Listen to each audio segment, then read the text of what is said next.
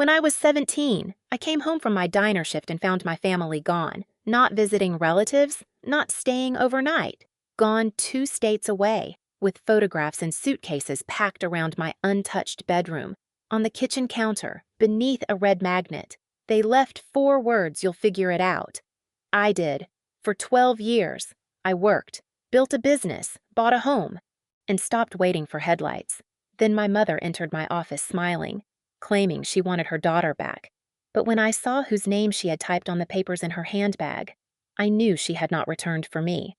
Before I dive into the story, hit like and drop a comment telling me where you're listening from, and if someone you loved ever came back only after you became useful. Tell me what you would have done, because the choice I made next saved my father, but cost my mother the one thing she thought she still owned. At 17, I had learned how to make myself useful before I had learned how to make myself heard. I woke before sunrise, tied my hair into a low ponytail, and caught the first bus to school with my diner shoes tucked inside my backpack.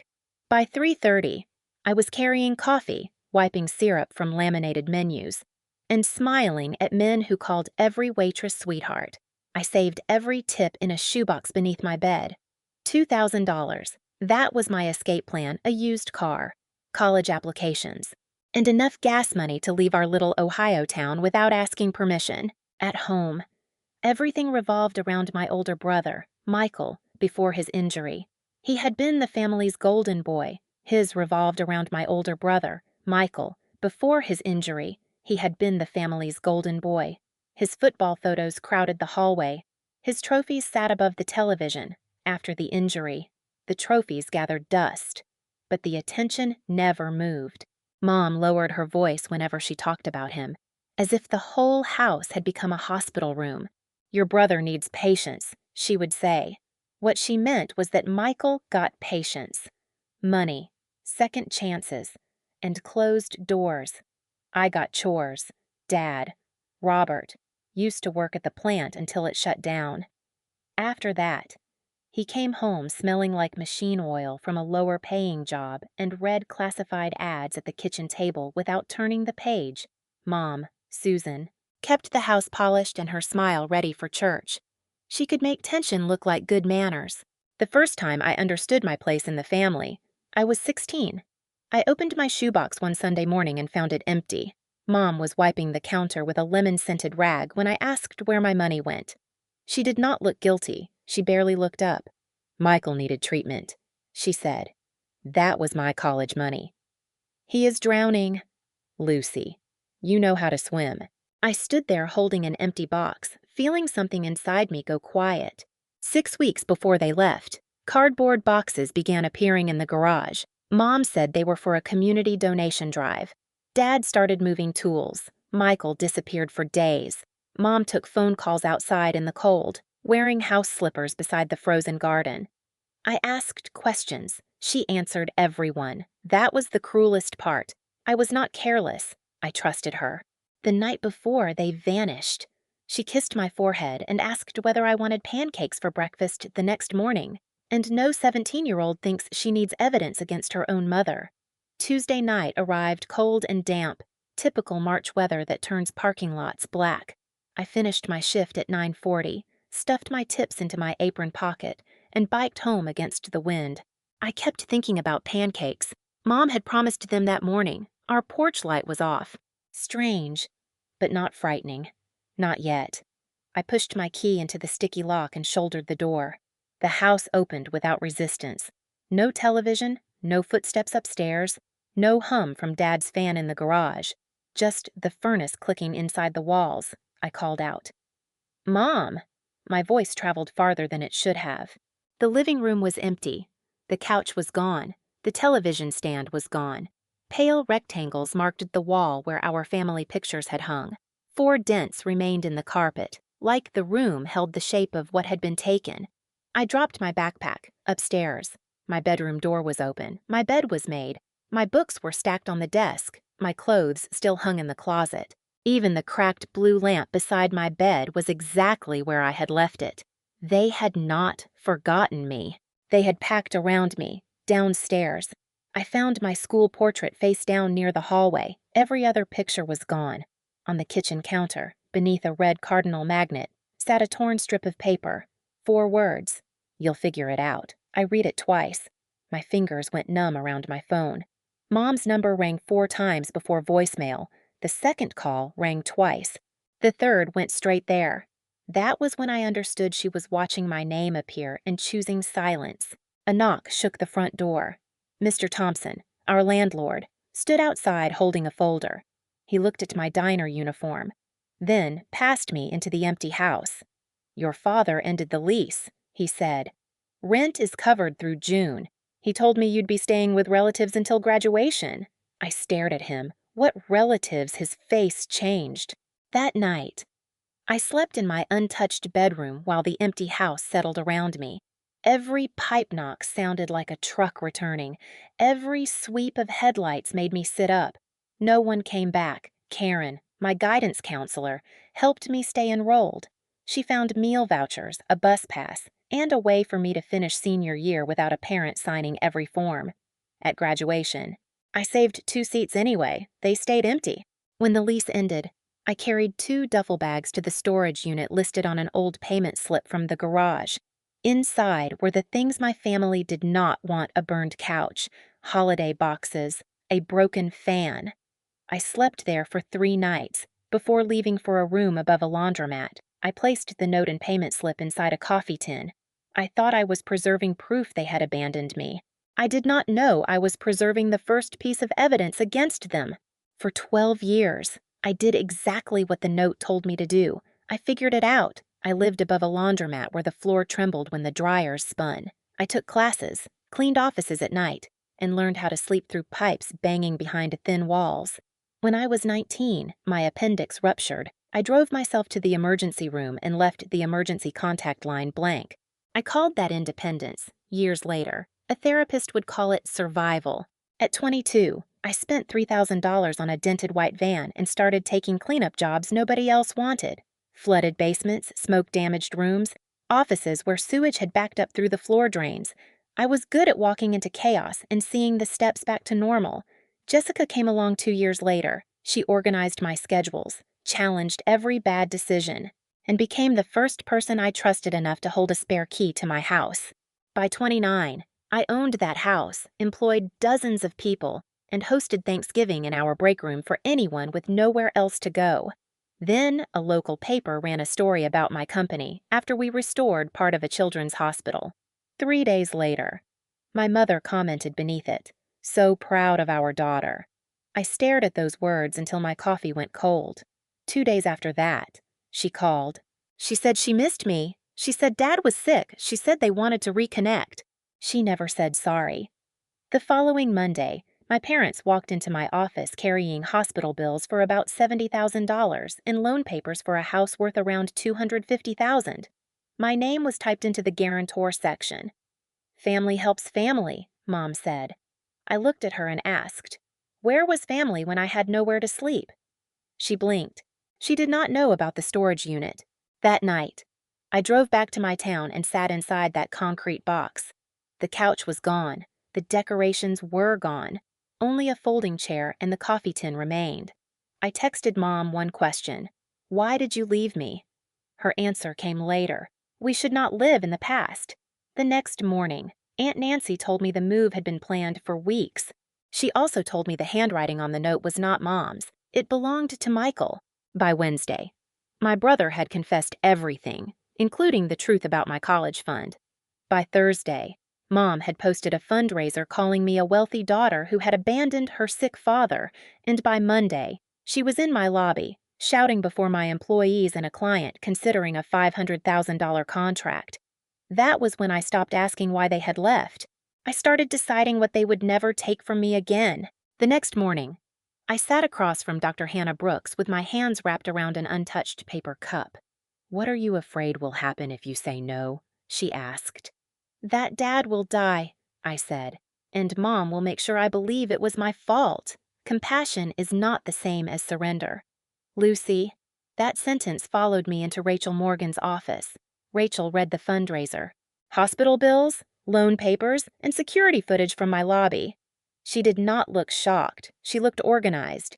"We can stop the contact," she said. "But what do you want?" "I want my father treated. I want my mother out of my business by Friday." Rachel had sent a formal notice: no calls, no office visits, no contact with my employees or clients. The false post had to come down. I called the hospital myself. The remaining balance was $70,000. I paid it directly. No check to Mom. No transfer to a shared account. No opportunity for her to turn my mercy into access. Sunday afternoon. I walked into Aunt Nancy's kitchen with the payment confirmation inside my coat. Mom had prepared the room like a stage. Dad sat at the head of the table. Pastor James held a coffee cup. An old family album lay open beside a casserole dish. Mom wore pearl earrings and the expression she used when she expected applause. Then Michael walked in. Her smile slipped. "You did not need to come," she said. "Yes," he answered. "I did." Mom folded her hands. "We are putting this ugliness behind us," she said. "Lucy withdraws the legal notice, helps with the surgery, signs the house papers, and tells people we are a family again." I looked at Dad. "Is that what you want?" Mom opened her mouth. Dad spoke first, the first night in Tennessee. I sat in the car with the keys. He said, "I wanted to come back for you." The kitchen went still. "Why did you not?" His eyes dropped. That silence was his answer. The rooster clock ticked above us. Michael cleared his throat. "I wrote the note," he said. "Mom told me what to write." Dad was outside. I knew it was wrong. Mom snapped. "You were not well." I was still there. He said, "Lucy deserved the truth, so I gave them mine. I told them about the empty house, 3 nights in the storage unit, 2 unused seats at graduation, the hospital form with no emergency contact, the key I carried for 12 years because part of me was still waiting for someone to explain why I had been so easy to leave." "Lucy." "That was years ago," Mom said. "I am not finished." My voice was quiet. She stopped. I slid the payment confirmation toward Dad. "Your surgery is covered. The hospital has the money." Mom reached for it. Dad moved it away. For the first time, fear crossed her face. "You will not get cash," I told her. "I will not sign the loan. I will not withdraw the notice. And I will not pretend this is reconciliation." Her jaw tightened. "What are we supposed to do about the house?" I placed the old note on the table. "You will figure it out." The words hit her harder than shouting could. "You never needed anyone," she said. "Not even as a child." "That was not a gift," I said. "That was damage." She stood so quickly her chair scraped the floor. "If you walk out, you are no daughter of mine." I pushed my chair in. "You took that title 12 years ago. Today, I am taking back my life." I left without waiting for permission. On the porch, Michael followed me into the cold. "Is the storage unit still yours?" he asked. "Until the end of the month." He nodded. "Let me help you close it." The legal notice worked faster than any family conversation ever had. Mom stopped calling. She stopped appearing at my office. The fundraiser disappeared after Rachel proved it contained false claims and used my name without permission. No courtroom doors slammed. Justice was quieter than that. It looked like my receptionist answering the phone without flinching. It looked like me walking into work without checking the parking lot first. The client who had postponed the $500,000 project asked for a meeting. I brought Jessica. I told the truth without turning my family into entertainment. I showed them the legal notice, the timeline, and the steps protecting the company. Their director closed the folder. "We hired you because you handle difficult situations without losing control." The contract came back the following week. Dad's surgery happened in March. The hospital confirmed the account was settled. I did not sit in the waiting room or send flowers pretending we were healed. I had protected his life. I was not required to pretend he had protected mine. 3 weeks later, a card arrived. Dad's handwriting shook across the page. "The surgery went well. The nurses said I was lucky to have a daughter like you. They were right. Thank you." I read it twice, then placed it in my desk drawer. Both choices belonged to me. Michael came to Ohio in May with work gloves in his pocket. We drove to the storage facility in silence. The air smelled like wet pavement and cut grass. The unit looked smaller than I remembered. A folding chair sat against one wall. The coffee tin rested on the cabinet. Michael stared at the concrete floor. "You slept here." "3 nights." He looked down. "I am sorry. Not I was sick. Not Mom made me. Just 3 words. I am sorry." For once. Nobody asked me to make his guilt easier. We carried out the chair and cabinet. Then I opened the coffee tin. The note was folded into a small square. Michael held out his hand. "I can destroy it," he said. "It is mine to destroy." I closed my fingers around it. "No, it is mine to keep." I did not keep the note because I believed its message. I kept it because people who rewrite history depend on evidence disappearing. I gave Michael the postcard Mom had sent after graduation. It repeated the same idea in softer language, as if a stamp made abandonment polite. "One for each of us," I said. He put it in his shirt pocket. Then I removed the brass key from my ring. For 12 years, it had clicked against every key to every place I built after they left me. I handed it to the manager. The metal door rolled down with a hollow rattle. I expected to cry. Instead, I breathed. "In therapy." Dr. Hannah asked who I wanted listed as my emergency contact. I laughed, because the question still felt more intimate than most people understood. Jessica. Writing her name took less than a minute. Trust had taken 12 years. Thanksgiving came with folding tables, paper plates, roasted chicken, sweet potatoes, apple cider, and disinfectant lingering in our break room. Michael arrived early and asked where to put the chairs. Jessica pointed beside me. He did not call it forgiveness, neither did I. He simply sat down. Dad and I exchanged occasional cards. He never asked me to speak to Mom. That was the first boundary he respected without being forced. Mom kept telling people I had become cold. Nancy warned me once, then stopped. I could spend my life correcting Susan's version and never reach everyone willing to believe it. So I let her keep her story. I kept my life. The lesson was not that I survived without them. Survival never proved what they did was acceptable. I built a company, a home, and a table full of people in spite of being abandoned. Not because of it. Paying Dad's bills did not mean my family had earned access to me. It meant Mom had failed to decide what kind of woman I would become. I could be compassionate without surrendering. I could remember without returning. I could leave a seat open without waiting forever for the wrong people to fill it. Jessica raised her cup. "To the family we build." Everyone answered. I looked around at the table and realized something had changed, for the first time. I was not the only person trying to make everyone stay. If you were the strong one, everyone depended on but nobody protected. Here, this surviving what they did does not make it acceptable. Love is not measured by how much pain you can carry. It is measured by who shows up, who takes responsibility, and who respects your boundaries after you say no. I figured it out, just like they said I would, but that never meant I deserved to be left behind. If this story felt familiar, share your experience in the comments, send this video to someone who needs it, and subscribe for more stories about choosing yourself.